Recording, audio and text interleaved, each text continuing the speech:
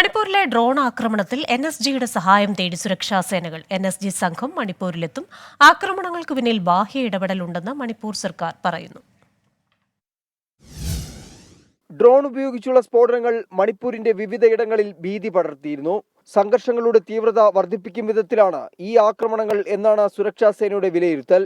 ഈ സാഹചര്യത്തിലാണ് മണിപ്പൂർ പോലീസ് മേധാവി രാജീവ് സിംഗ് NSGയുടെ സഹായം തേടിയത്.